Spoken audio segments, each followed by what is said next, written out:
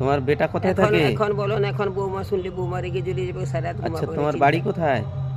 বলছি তো এই রক্ষাকালী তোরাই। থানা বাঁকুড়া। হ্যাঁ, তোমার ছেলে কোথায় থাকে? কলকাতা। কলকাতা কোথায়? কলকাতা কি জায়গাটায় থাকে, কি করে ওখানে? চাকরি করে। চাকরি করে। ছেলের নাম কি? ছেলের নাম মঙ্গল কুমার দে। মঙ্গল কুমার দে। হ্যাঁ, আচ্ছা, তোমার বাড়ি তাহলে বাঁকুড়া। মঙ্গলতলা কি? মঙ্গলতলা বাজার নাকি? চক বাজার। চক বাজার। হ্যাঁ। আচ্ছা, বাঁকুড়া চক বাজারের বাড়ি। আচ্ছা, তো যারা যারা ভিডিওটা দেখছো অবশ্যই এই যে মাসিমাটা দেখছো, কয়েকদিন ধরে আমাদের কাঁথি মহকুমার হসপিটালে ইনি এসে আছেন। তো একটা শাড়ি পরেছিল, তো ইনারা শাড়িটা ময়লা হয়ে যাওয়ার জন্য এই নাইটিটা দু একদিন পরছে। ইনারা এখানকার যে থানার পুলিশগুলো ছিল, আমরা সবাই মিলে এনাকে একটা কাপড় জোগাড় করেছি।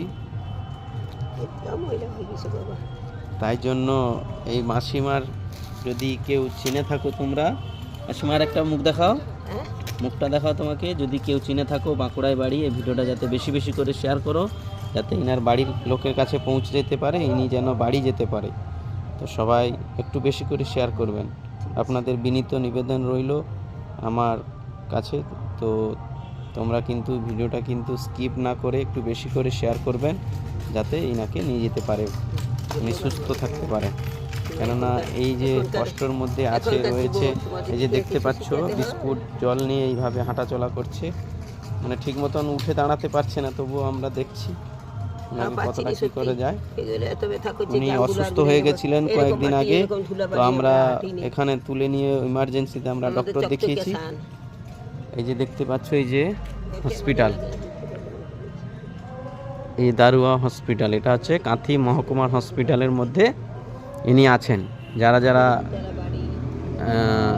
এই হসপিটালটা চেনেন বা আমি নাম্বার দিয়ে দেব, তো আপনারা এসে এনাকে নিয়ে যাবেন। তো এনার বাড়ির লোকের নাম বলছি, ইনির ছেলে হচ্ছে মঙ্গল কুমার দে। মঙ্গল কুমার দে আপনার ছেলের নাম, তাই তো? কলকাতায় সার্ভিস করেন। তো দাদা আপনাকে বিনীত অনুরোধ, দাদা আপনি এসে আপনার মাকে নিয়ে যাবেন। ঠিক আছে, ফোন নাম্বার জানো? ফোন নাম্বারটা বলো তাহলে। মোবাইল নাম্বার বলতে পারছে না, ঠিক আছে। উনি তো বুঝতেই পারছেন, আপনারা ওনার মাথার প্রবলেম রয়েছে, তো এই নাম্বার বলতে পারছে না।